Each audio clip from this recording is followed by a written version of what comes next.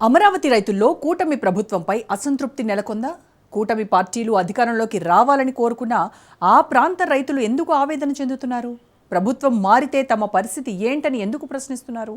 అసలు ఆ ప్రాంత రైతుల ఆందోళన ఏంటి? ప్రభుత్వం 3 మెన్ కమిటీ వేసినప్పటికీ రైతుల సమస్యల పరిష్కారంలో ఎందుకు విఫలమవుతున్నారు?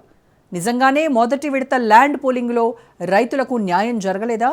అందుకే రెండో విడత భూసేకరణపై వ్యతిరేకత వ్యక్తమవుతుందా? ఇప్పుడు రాష్ట్ర రాజకీయాల్లో రాజధాని రైతుల అంశం పెద్ద ఎత్తున చర్చనీయాంశంగా మారుతోంది.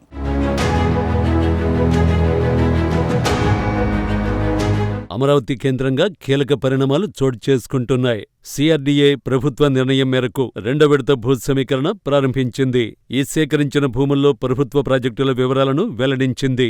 మొత్తం 16,666 ఎకరాల భూమిని సేకరించాలని ప్రభుత్వం నిర్ణయించింది.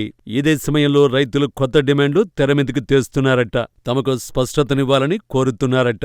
ప్రభుత్వం మారితే తమ పరిస్థితి ఏంటని ప్రశ్నిస్తున్నారట.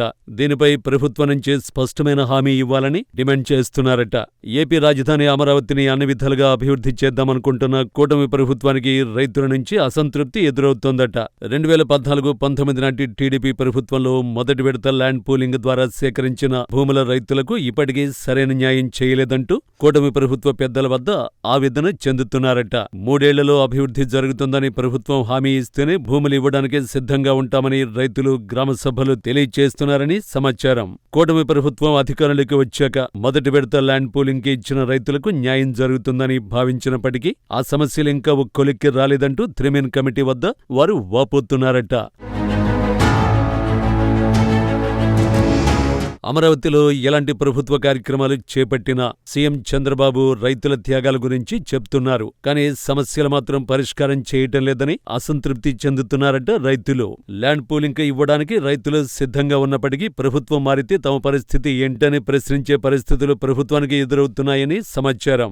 3 సంవత్సరాలలో అభివృద్ధి చేయకపోతే 2019-24లో మాదిరి తమ రోడ్డున పడాల్సిన పరిస్థితులు వస్తాయని రైతులు గ్రామ సభల్లో మొరపెట్టుకుంటున్నారట. గత 5 సంవత్సరాలలో కౌలు డబ్బులు కూడా రాకపోవడమే కాకుండా స్థలాలు సైతం అభివృద్ధి చేసి ఇవ్వలేదని రైతులు ప్రస్తుత ప్రభుత్వాన్ని ప్రశ్నిస్తున్నారట. 16,666 ఎకరాలని 7 రెవెన్యూ గ్రామాల్లో ల్యాండ్ పూలింగ్ ద్వారా ప్రభుత్వం సేకరించడానికి సిద్ధమవుతున్న తరుణంలో ప్రభుత్వానికి అనూహ్య పరిణామాలు ఎదురవుతున్నాయని సమాచారం. 3 సంవత్సరాల్లో అభివృద్ధి చేయకపోతే సంవత్సరానికి 5 లక్షల పరిహారం ఇవ్వాలంటూ ప్రభుత్వాన్ని రైతులు డిమాండ్ చేస్తున్నారట. ప్రభుత్వం మారితే అమరావతిని పట్టించుకోరని, అలాగే నిరసన దీక్షలు చేసినా లెక్క చేసేవారు ఉండరని 3 మెన్ కమిటీ వద్ద రైతులు ఆవేదన చెందుతున్నారని సమాచారం. మొదటి విడతలోనే న్యాయం చేయలేదని ఇంకా రెండో విడత రైతులకు ఏం న్యాయం చేస్తారని రాజధాని ప్రాంత రైతుల నుంచి వస్తున్న ప్రశ్నలట. అయితే ల్యాండ్ పూలింగ్కి సహకరించకపోతే భూసేకరణకి ప్రభుత్వం సిద్ధంగా ఉందంటూ ప్రభుత్వం తరఫు నుంచి గుసగుసలు వినిపిస్తున్నాయట.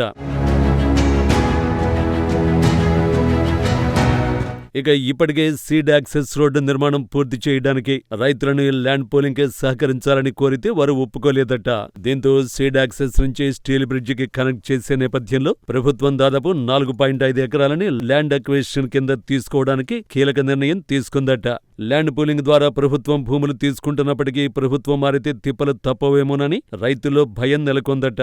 రైతులు ప్రధానంగా కౌలు డబ్బులు పెంచాలని, ఎకరాకి ఎక్కువ గజాలు కేటాయించాలని, అలాగే రాజధాని అమరావతి చట్టబద్ధత కావాలని, అంతేకాకుండా 3 సంవత్సరాల్లో అభివృద్ధి జరగకపోతే సంవత్సరానికి 5 లక్షలు ఇవ్వాలంటూ ఇలా అనేక డిమాండ్ చేయడంతో పొలిటికల్ సర్కిల్స్ లో చర్చ మొదలైందట. గ్రామ సభల్లో కూటమి ప్రభుత్వంపై రైతులు ఒక్కసారిగా ఇంత వ్యతిరేకత వ్యక్తం చేయడం ఇప్పుడు చర్చనీయాంశంగా మారింది.